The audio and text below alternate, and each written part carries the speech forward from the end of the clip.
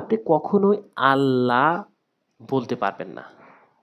এখন ল বলবেন নাকি লা বলবেন, অবশ্যই নিয়মগুলা বুঝতে পারলে আপনি সব জায়গায় বুঝতে পারবেন। তো এখানে আল্লাহ বলতে পারবেন না, বলতে হবে, যেটি বলতে হবে সে নিয়ম হচ্ছে যে আল্লাহ শব্দর ডান পাশে আপনি যদি জবর আর পেশ দেখেন, আল্লাহ শব্দটি এটি হলো আল্লাহর শব্দ, এর ডান পাশে যদি আপনার জবর দেখেন অথবা পেশ দেখেন, জবর হচ্ছে এইটি, পেশ হচ্ছে এইটি এবং জের হচ্ছে এইটি। তো জবর জের পেশ যারা চেনেন না অবশ্যই ভালো করে দেখে নিন। তো আল্লাহ শব্দের ডান পাশে যদি জবর আর পেশ থাকে তা আল্লাহ শব্দকে লা বলা যাবে না, আল্লাহ বলা যাবে না, বলতে হবে আল্লাহ। হামজা লাম জবর আল্লাম খারা জবর ল, আল্লাহ হাফেশু, আল্লাহ। এবং কখন লাভ বলবো এটি ভিডিওর শেষে বলছি, মনোযোগ সহকারে দেখতে থাকুন। এবং গুরুত্বপূর্ণ হরফের কিছু উচ্চারণ রয়েছে, অবশ্যই ভিডিওটি পুরো দেখুন, আপনি বুঝতে পারবেন, আপনার ভুল হবে না। তাহলে এখানে বলবো কি আল ল, হাপে শু অজবর ওয়া হুয়া, অদেলামকে ধরলে ওলাম জবর ওয়াল্লাম খারা জবর ল, অথবা হামজালাম জবর আল্লাম খারা জবর ল, আল্লাহ হাপে শু, আল্লাহু, আল্লাহু। এই চ্যানেলে ৬ শুদ্ধ করে কোরআন শিক্ষা দেওয়া হয়, আপনি সাবস্ক্রাইব করতে পারেন পরবর্তী ভিডিও পাওয়ার জন্য। হামজা জবর আহ, হা জবর হা, অনেকে ভুল বলে আহা, উচ্চারণ হবে না, আহা বড় হা উচ্চারণ করতে হবে, আহা দাল পেশ দুন, আহাদুন, হুয়াল্লাহু, আল্লাহু আহাদুন। অলাম জবর ওয়াল্লাম কেন আসবো ল, এখানে লা বলা যাবে না, ল বলতে হবে, কেননা আল্লাহ শব্দের ডান পাশে জবর আর পেশ থাকলে পুর হয়, আল্লাহ শব্দের ডান পাশে জবর আর পেশ থাকলে পুর হয়। অলাম জবর ওয়াল্লাম কেন আসবো ল, ল এটি হচ্ছে পুর, ল বলা, লা জবর আকার দেওয়া যাবে না, ল। ওয়াল্লাহ হাফেশু, ওয়াল্লাহু হামজা আইন জবর আ'লাম জবর লাম মিম পেশ মু, আ'লামু, আ'লামু, হুয়াল্লাহু, অথবা ওয়াল্লাহু আ'লামু, ওয়াল্লাহু আ'লামু।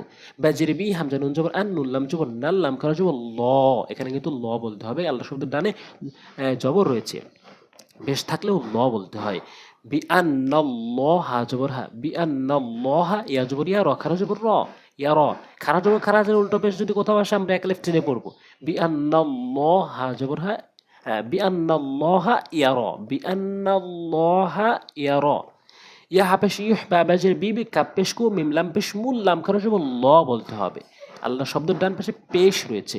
ইহ বিবে কুমুল্লাহ হাফেশু, ইহ বিবে কুমুল্লাহু, নুন সদ জবর নাসর, লাম পেশ রুল, লাম খারা জবর ল বলতে হবে, নাসরুল্লাহ হাজরিহি, নাসরুল্লাহি, লাম জেরেলি ইয়া আইন জবর ইয়া, বা পেশ বু দাল লাম পেশ দুল, লাম খারা জবর ল হা জবর হা, লিয়াবুদুল্লাহ হা, লিয়াবুদুল্লাহ হা।